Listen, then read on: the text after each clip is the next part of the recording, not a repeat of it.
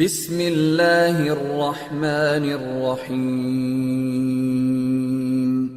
رب زدنی علما الحمد لله نحمده ونستعينه ونستغفره ونؤمن به ونتوكل عليه ونعوذ بالله من شرور أنفسنا ومن سيئات أعمالنا من يهده الله فلا مضل له ومن يضلل فلا هادي له وأشهد أن لا إله إلا الله وحده لا شريك له وأشهد أن محمدا عبده ورسوله فإن خير الحديث كتاب الله وخير الهدي هدي محمد صلى الله عليه وسلم وشر الأمور محدثاتها وكل محدثة بدعة وكل بدعة ضلالة وكل ضلالة في النار. قال الله تبارك وتعالى في القرآن المجيد والفرقان الحميد بعد أن أقول أعوذ بالله السميع العليم من الشيطان الرجيم من حمزه ونفخه ونفثه. يا أيها الناس اتقوا ربكم الذي خلقكم من نفس واحدة وخلق منها زوجها وبث منهما رجالا كثيرا ونساء واتقوا الله الذي تساءلون به والأرحام إن الله كان عليكم رقيبا. يا أيها الذين آمنوا اتقوا الله حق تقاته ولا تموتن إلا وأنتم مسلمون. يا أيها الذين آمنوا اتقوا الله وقولوا قولا سديدا يصلح لكم أعمالكم ويغفر لكم ذنوبكم ومن يطع الله ورسوله فقد فاز فوزا عظيما. الحمد لله أحد الصمد لم يلد ولم يولد ولم يكن له كفوا أحد الذي خلق السماوات والأرض وما بينهما في 6 أيام ثم استوى على العرش. والصلاة والسلام على سيد الأشرف الأنبياء المرسلين نبينا محمد وعلى آله وأصحابه أجمعين ومن تبعهم بإحسان إلى يوم الدين. رب اشرح لي صدري ويسر لي أمري واحلل عقدة من لساني يفقهوا قولي. سبحانك لا علم لنا إلا ما علمتنا إنك أنت العليم الحكيم. اللهم لا سهلا إلا ما جعلته سهلا وأنت تجعل الحزن إذا شئت سهلا.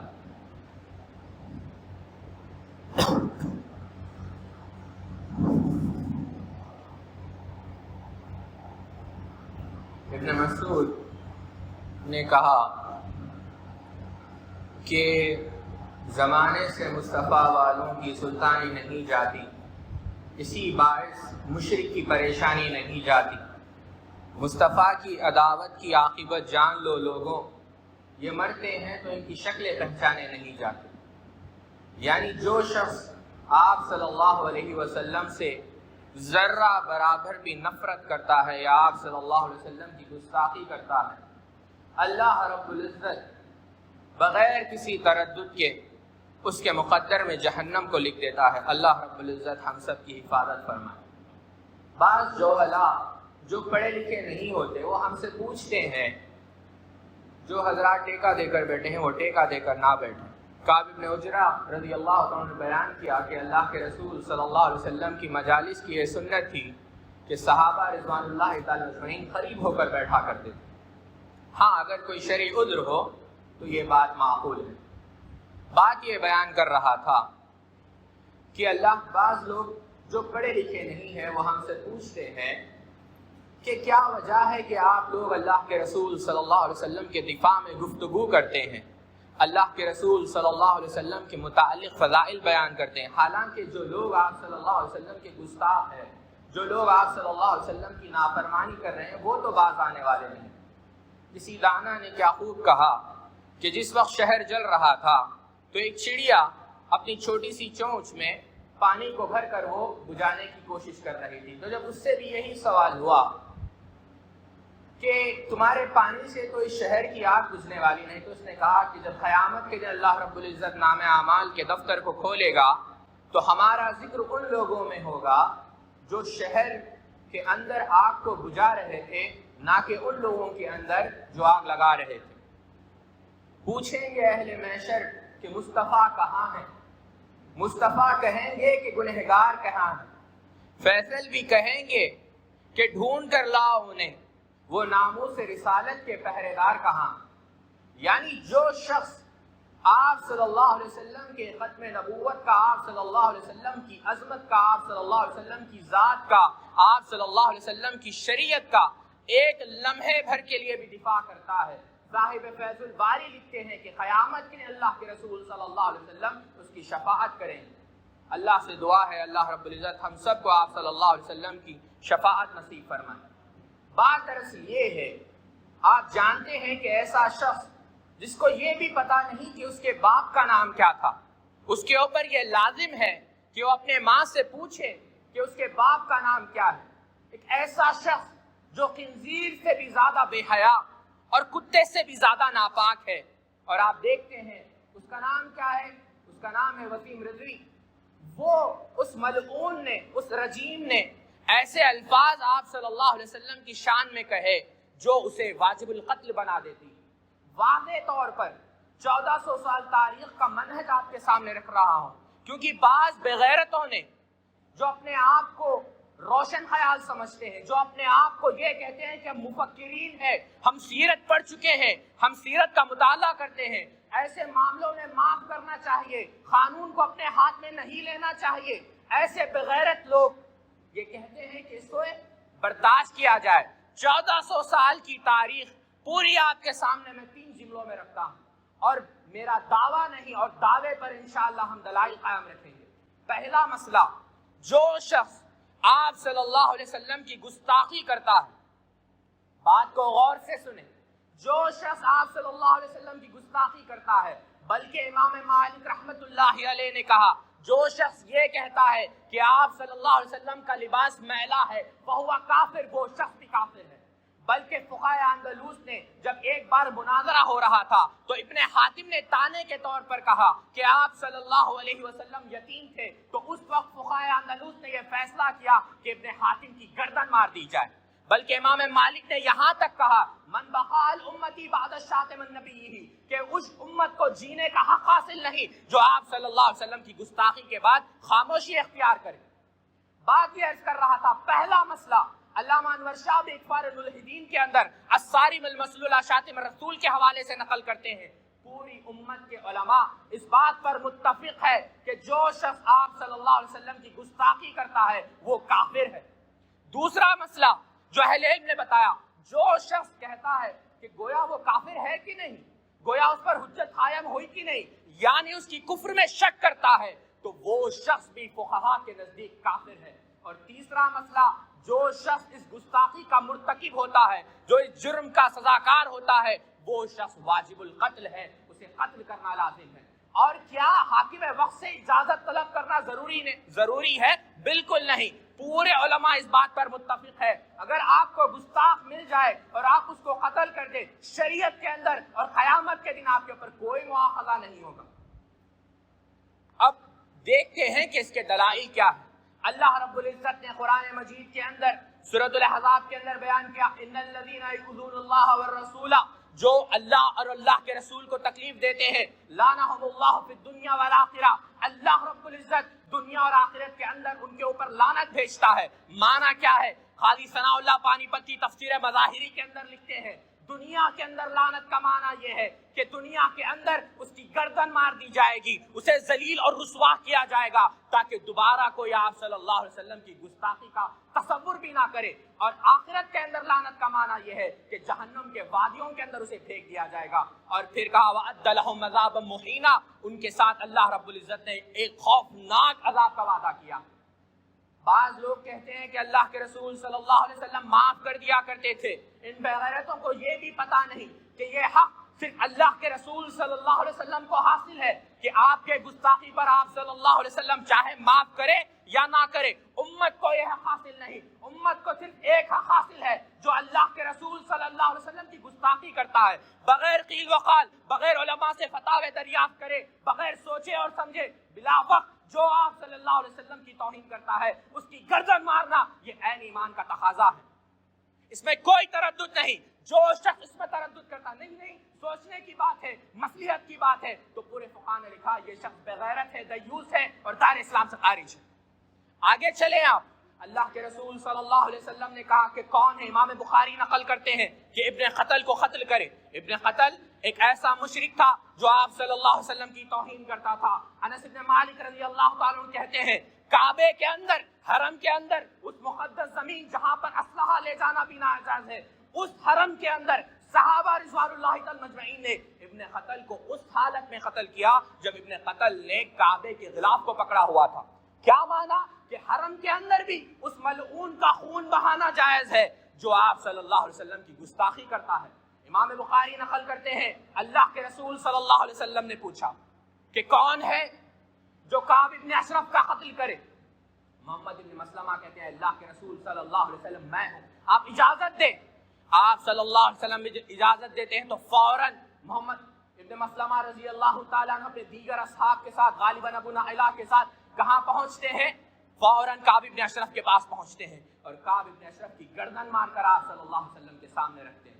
بتانا مقصد یہ ہے کہ صحابہ کی غیرت کا عالم یہ تھا۔ ابن تیمیہ الصارم المسلول شاتم الرسول کے اندر لکھتے ہیں، حسان بن عطیہ کہتے ہیں کہ میں نے دیکھا ایک جنگ میں ہم موجود تھے جس کے اندر جلیل القدر صحابہ عبداللہ ابن رواحہ بھی موجود تھے، جابر بن عبداللہ بھی موجود تھے، اور ہم نے دیکھا کہ ایک شخص اللہ کے رسول صلی اللہ علیہ وسلم کی شان میں گستاخی کر رہا ہے۔ اس وقت ہم میں سے ایک صحابی کھڑے ہوتا ہے اور کہتا ہے، اس منافق سے کہتا ہے، اس مشرک اور ملعون سے کہتا ہے کہ میں فلاں شخص کا بیٹا ہوں اور میں فلاں عورت کا بیٹا ہوں، تم چاہو تو میں تمہیں اجازت دیتا ہوں کہ تم میری ماں کو گالی دو اور میرے باپ کو گالی دو، لیکن میں یہ برداشت نہیں کرتا کہ تم اللہ کے رسول صلی اللہ علیہ وسلم کو گالی دو۔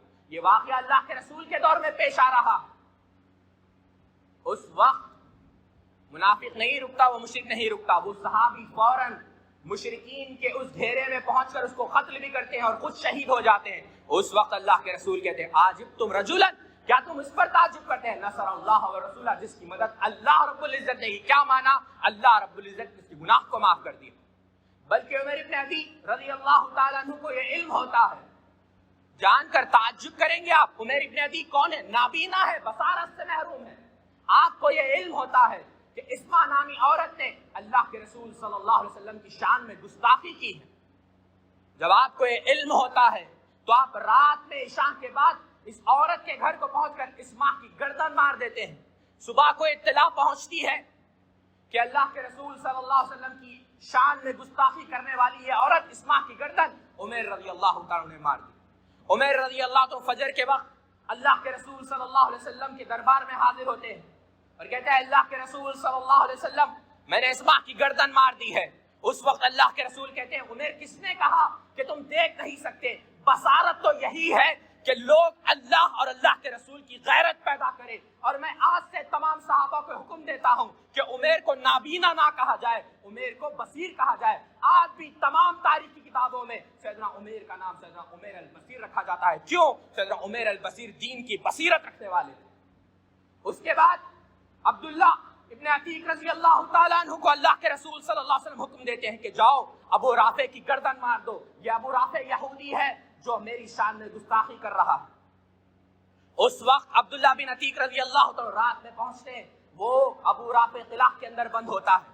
تمام واقعات کو ابن تیمیہ نے الصارم المسلول شاتم الرسول کے اندر لکھا، ابن عبد البر نے الاستیاف فی معرفت الاصحاب کے اندر لکھا، امام سبکی نے نقل کیا، ابن کثیر نے البدایہ والنہایہ کے نقل کیا، انور شاہ نے اخبار الہدین کے اندر نقل کیا۔ یہ اس لیے کہہ رہا ہوں کہ تعجب ہوتا ہے بعض بغیرتوں پر جو اس سزا کا انکار کرتے ہیں۔ بات یہ بیان کر رہا تھا ابو رافع کے پاس جب عبداللہ بن عتیق رضی اللہ عنہ پہنچتے ہیں، قلعہ کے اندر پہنچتے ہیں، کمرے کے اندر داخل ہوتے ہیں، سمجھ نہیں آتا کہ عبداللہ بن اس میں ابو رافع کون ہے، تو کہتے ہیں کہ من ہوا ابو رافع، ابو رافع کون ہے؟ تو وہ کہتا ہے کہ میں ہوں۔ اس وقت عبداللہ بن عتیق تلوار اس کے اندر اتار دیتے ہیں۔ عبداللہ بن عتیق خود کہتے ہیں کہ مجھے افسوس ہوا۔ تو راوی کہتا ہے کہ عبداللہ بن عتیق افسوس کی بات کیا ہے؟ کہتے ہیں کہ پہلے ضرب میں نے اس ملعون کو مارنے سے قاصر رہ گیا تو میں دوبارہ وہیں پر رک گیا۔ میں اس وقت تک گھر سے نہیں نکلا جب تک مجھے یقین نہ آ جائے کہ پیغمبر کا گستاخ دنیا سے رخصت ہو چکا ہے اور جہنم واصل ہو چکا۔ دوبارہ میں وہاں پر ٹھہرا، ٹھہرنے کے بعد دوبارہ میں اندر داخل ہوں۔ دوبارہ اندر داخل ہونے کے بعد دوبارہ میں نے آواز کو بدلی اور آواز کو بدل کر پوچھا کہ ابو رافع کون ہے؟ اس نے کہا کہ میں ہوں۔ دوبارہ میں نے اس کو مارا اور وہاں پر میں کامیاب ہو گیا، لیکن مجھے ابھی بھی شک تھا۔ جب میں واپس آ رہا تھا، کیونکہ وہ چٹیلی میدان تھا، تو میں جب وہاں سے گزرا میری پنڈلی ٹوٹ گئی، خون نکل رہا تھا، میں نے اپنے امامے کو نکالا اور پنڈلی کو باندھ کر وہاں پر ٹھہر گیا۔ صبح تک میں نے انتظار کیا اور صبح یہ اعلان ہوا کہ ابو رافع کو کس نے ختم کر دیا۔ میں فوراً اللہ کے رسول کے پاس پہنچا، اللہ کے رسول صلی اللہ علیہ وسلم ہم کامیاب ہو گئے آپ کے گستاخ کو قتل کرنے میں۔ افلاط الوجوہ، اللہ کے رسول صلی اللہ علیہ وسلم نے فرمایا مبارک ہے وہ چہرے جنہوں نے نبی کے دفاع میں گستاخ کو قتل کر دیا۔ اور پوچھا کہ عبداللہ بن عتیق کیا معاملہ ہے کہ تم نے امامے کو پیر پر باندھا ہے؟ کہتے ہیں اللہ کے رسول صلی اللہ علیہ وسلم معاملہ یہ ہے کہ میں جب آپ کے گستاخ کو قتل کر رہا تھا یہ چوٹ مجھے لگ گئی. اس وقت اللہ کے رسول صلی اللہ علیہ وسلم اپنے دست مبارک سے عبداللہ بن عتیق کے پاؤں پر ہاتھ پھیرتے ہیں. یہ انسان کا مقدر ہے, یہ قسمت ہے, یہ رتبہ بلند جسے مل گیا. ہر مدعی کے لیے دار و رسن کہا. اللہ کے رسول صلی اللہ علیہ وسلم اپنے ہاتھ مبارک سے پیر پر ہاتھ پھیر رہے ہیں. اور اس وقت عبداللہ بن عتیق کہتے ہیں یوں ہی آپ کا مبارک ہاتھ میرے پیر کو لگنا تھا, اللہ رب العزت نے مجھے شفایاب کر دی. اور یہی معاملہ بلکہ اللہ کے رسول نے واضح طور پر کہا من سب نبیا فاقتلوہ, جو انبیاء کو گالی دے اسے قتل کر دیا جائے. کوئی اس کے لیے عذر نہیں, کوئی اس کے لیے توبہ نہیں. آپ اٹھا کر دیکھیں تمام فقہا کا اس بات پر اتفاق ہے. حنفیوں کے اندر ابن عابدین الشامی نے یہاں تک لکھا کہ مومن کا ایمان اس وقت تک ٹھنڈا نہیں ہونا چاہیے, اس کا سینہ اس وقت تک گرم رہنا چاہیے جب تک گستاخ رسول جہنم میں نہ چلا جائے, دنیا سے وہ رخصت نہ ہو جائے. امام شافعی رحمہ اللہ نے تہذیب کے اندر یہی بات کہی, ابن قدامہ نے المغنی کے اندر یہی بات کہی. 14 سال کے علماء اس بات پر متفق. آگے بڑھیں آپ. سیدنا ابو بکر رضی اللہ عنہ کے دور میں امام ابو داؤد اپنی سنن کے اندر نقل کرتے ہیں, ابو برزہ الاسلمی رضی اللہ عنہ بیان کرتے ہیں کہ سیدنا ابو بکر کی گستاخی ایک شخص نے کی. اس وقت ابو برزہ جو صحابی ہے کہتے ہیں یا خلیفۃ رسول اللہ, اے اللہ کے رسول صلی اللہ علیہ وسلم کے خلیفے آپ مجھے حکم دے, اضرب عنہ کا میں اس کی گردن مار دیتا ہوں. ابو بکر رضی اللہ عنہ کہا کہ نہیں, یہ صرف اللہ کے رسول صلی اللہ علیہ وسلم کے ساتھ خاص ہے. بلکہ ابن کثیر البدایہ والنہایہ کے اندر لکھتے ہیں دو مغنیاں یعنی گانا گانے والے میوزیشین جسے ہم کہتے ہیں یمن کے اندر اللہ کے رسول صلی اللہ علیہ وسلم کی گستاخی کر رہے تھے سیدنا ابو بکر کی خلافت. مہاجر بن امیہ رضی اللہ تعالیٰ عنہ نے اس کی زبان کاٹ دی اور اس کے دانت توڑ دی. جب یہ معاملہ سیدنا ابو بکر کے پاس پہنچا, سیدنا ابو بکر نے خط لکھا, آج بھی وہ خط موجود ہے.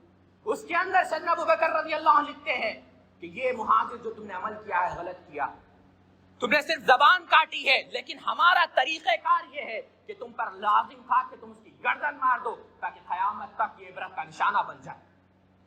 امام سیوطی جلالین کے اندر لکھتے ہیں سیدنا عمر رضی اللہ تعالیٰ نے یہ فتویٰ صادر کیا جو کسی ایک نبی کی بھی گستاخی کرتا ہے اس کی گردن مار دی جائے. بشر نے جب اللہ کے رسول صلی اللہ علیہ وسلم کے ایک فیصلے کی مخالفت کی, سیدنا عمر رضی اللہ تعالیٰ عنہ نے اس کی گردن مار دی. اسی وقت اللہ رب العزت نے آیت نازل کی فلا وربک لا یؤمنون حتی یحکموک فیما شجر بینہم ثم لا یجدوا فی انفسہم حرجا مما قضیت وسلموا تسلیما. یعنی معنی اس کا یوں سمجھے آپ کہ عمر جو تم نے عمل کیا ہے وہ بالکل درست کیا ہے, جو اللہ کے رسول کی گستاخی کرتا ہے اسے جینے کا حق حاصل ہے. آگے بڑھیں آپ. اللہ اکبر. امام عبد البر نقل کرتے ہیں المحیص رضی اللہ تعالیٰ عنہ, ان کے متعلق آتا ہے کہ اللہ کے رسول صلی اللہ علیہ وسلم نے کہا کہ جاؤ ابن سبینہ کو قتل کر دو. محیص رضی اللہ تعالیٰ عنہ کہاں جاتے ہیں؟ ابن سبینہ جو یہودی ہے اس کے پاس جا کر قتل کرتے ہیں. تو حمیص ان کے بڑے بھائی ہوتے ہیں. حمیص کہتے ہیں محیص تم نے ایسے شخص کو قتل کیا جن کے احسانات ہم پر بہت زیادہ تھے. اس وقت محیص رضی اللہ تعالیٰ کہتے ہیں لقد امرنی رسول اللہ صلی اللہ علیہ وسلم بقتلہ من لو امرنی بقتلک لضربت عنقک.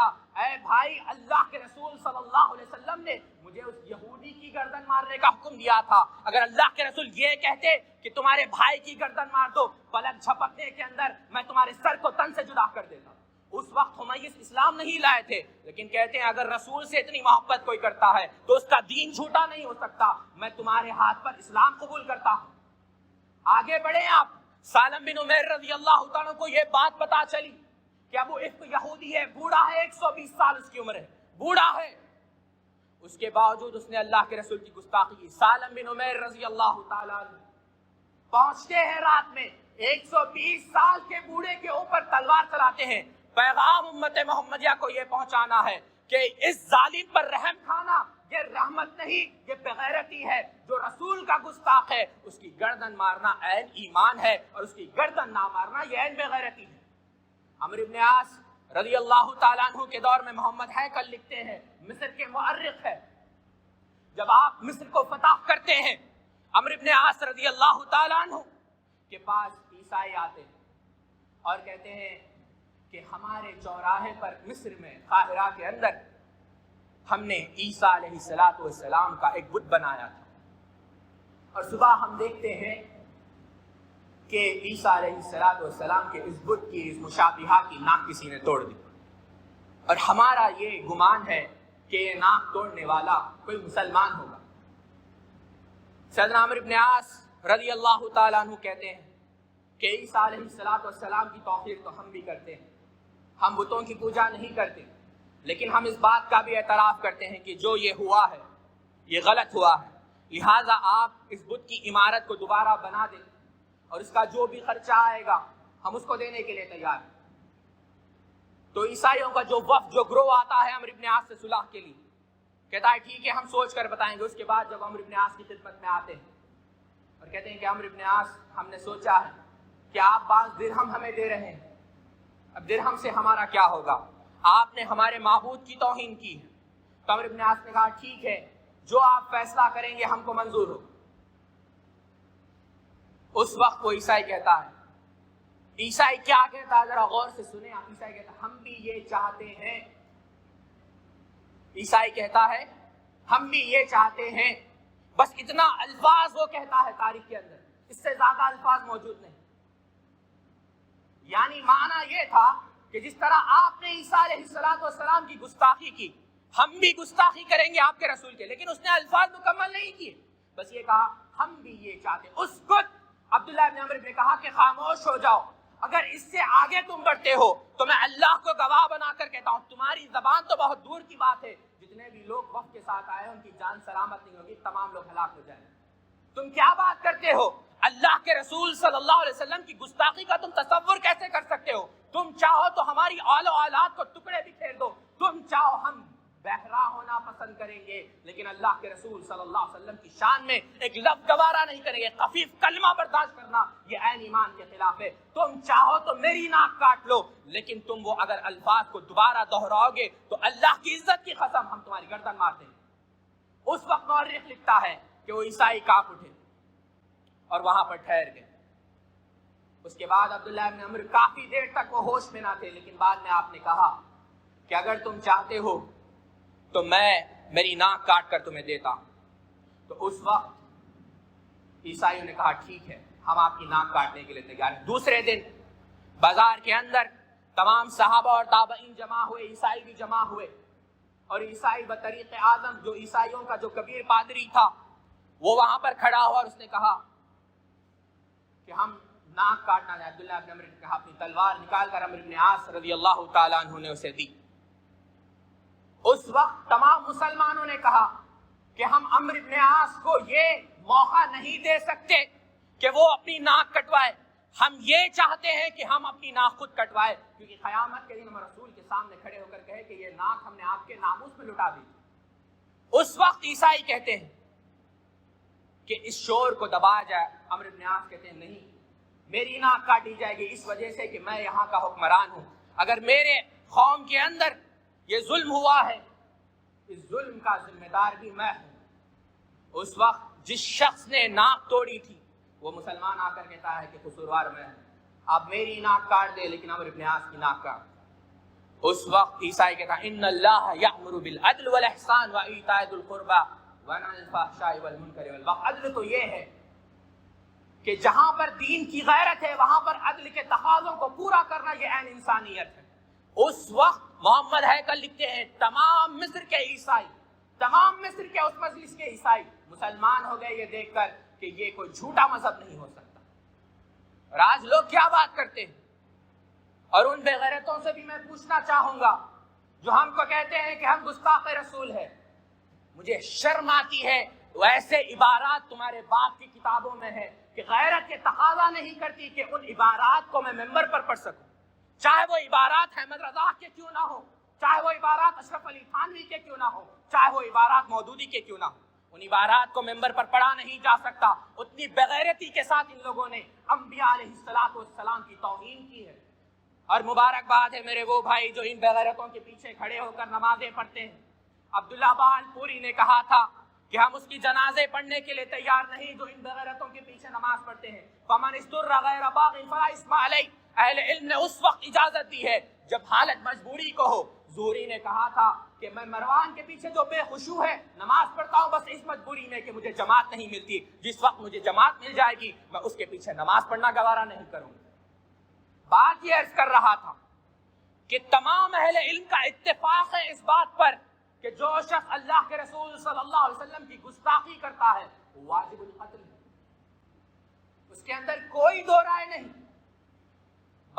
یحییٰ ابن عمیر رحمت اللہ علیہ لکھتے ہیں کہ ایک شخص نے اللہ کے رسول صلی اللہ علیہ وسلم کی گستاخی، اس وقت یحییٰ بن عمیر رحمہ اللہ نے یہ فتویٰ دیا کہ اس کی گردن مار دی جائے۔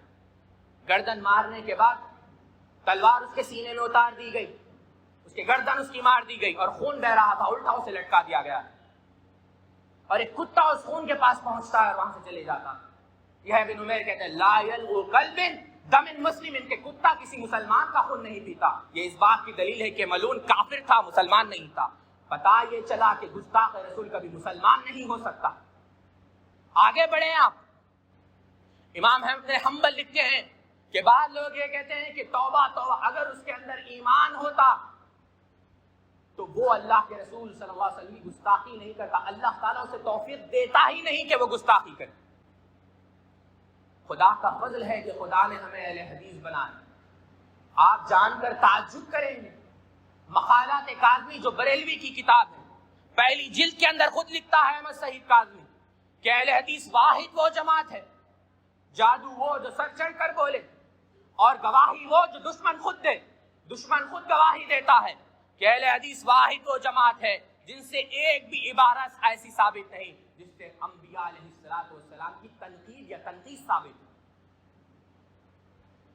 بات یہ بیان کر رہا تھا کہ اہل سنت والجماعت بمعنی اہل حدیث کا منہج یہ ہے کہ جو شخص اللہ کے رسول صلی اللہ علیہ وسلم کی گستاخی کرتا ہے وہ شخص کافر ہے، واجب القتل ہے۔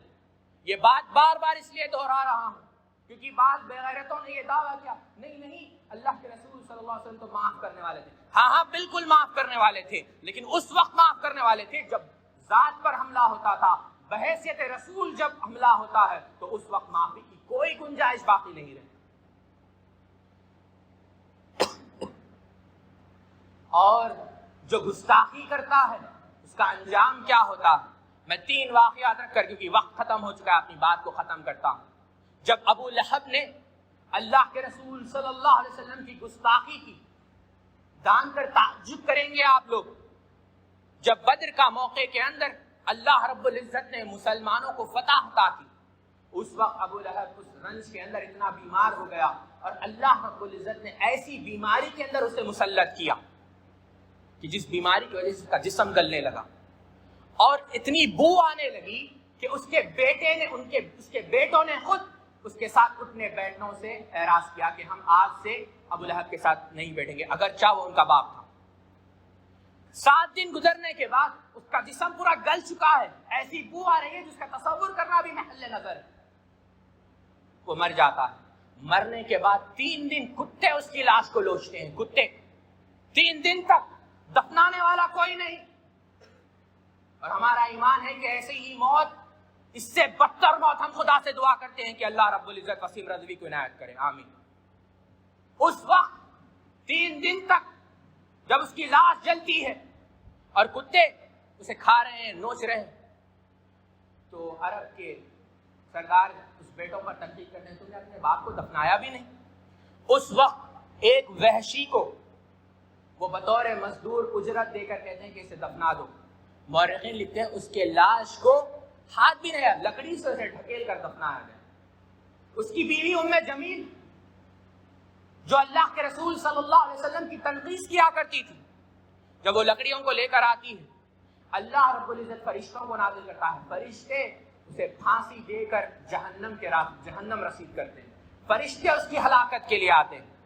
بلکہ عتبہ جس نے اللہ کے رسول صلی اللہ علیہ وسلم کی توہین کی، جب وہ جنگل سے گزر رہا تھا، ابن عبد البر الاستیاب کے اندر لکھتے ہیں تو ایک شیر اس کے اوپر حاوی ہو کر اس کے جسم، اس کی ہڈی کو الگ کر دیتا ہے، اتنی خوفناک وہ مرتا۔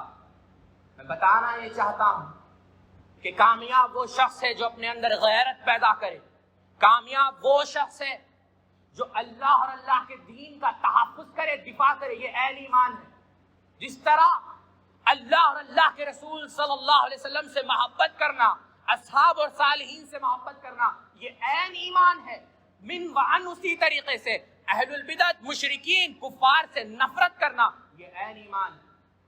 صرف محبت کرنے والے اور یہ کہنے والے کہ اسلام امن والا دین ہے، اسلام محبت و سلامتی والا دین ہے، یہ بغیرتی ہے۔ اسلام عدل اور انصاف والا دین، جہاں پر ظلم ہوگا ظالم پر رحم کرنا یہ عین ظلم ہے، اور ظالم کو سزا دینا یہ عین عدل و انصاف ہے۔